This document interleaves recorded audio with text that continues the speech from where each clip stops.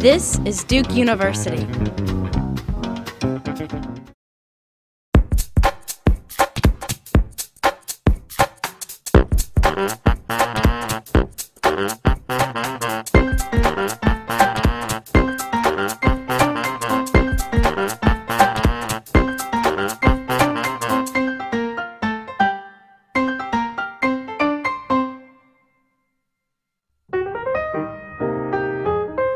So considering the following image, you sit there in a Thanksgiving dinner, your mother-in-law has worked very hard and created a fantastic meal, you relax at the end of the meal, you open your belt, you release 1 or 2 notches, you take your checkbook out and you say, "Mother-in-law, for all the wonderful hard work you've done, how much do I owe you?"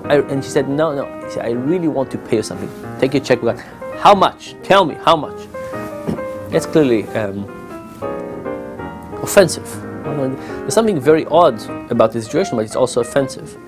The funny thing is that we live in these two worlds. We live in a social world where we do things for people as favors, as a part of our reputation, the way we think of ourselves, the way they think of us.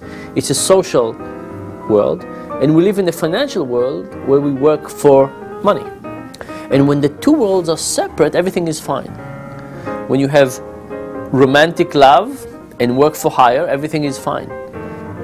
But when you try to mix things, when you tell a woman you're dating how much this date is costing you, when you offer to pay your mother-in-law money for cooking dinner, when those two markets mix, something happens.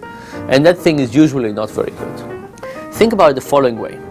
If I ask you to help me change the tire on my car, you would most likely do it, you're a nice person.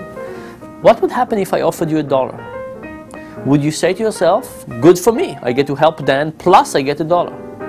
No. All of a sudden I would have transitioned into work, and you would have said, I don't work for $1 for this amount of task. Give me 50, we can talk. But these two forces, the social force and the market forces, are not additive. When one comes, the other one goes away. From a pure economics perspective, you can think that all of this is irrational. After all, giving somebody money has to be better than giving them a gift. But the fact is that social relationships have a lot of advantages. They protect us from future fluctuation, they give us trust and confidence and all kinds of other things. And the fact that we need to circumvent and hide money aspect into gifts and favors and so on, even though it might be financially inefficient, is still a good deal, because you get to keep something that is very valuable, which is social relationships.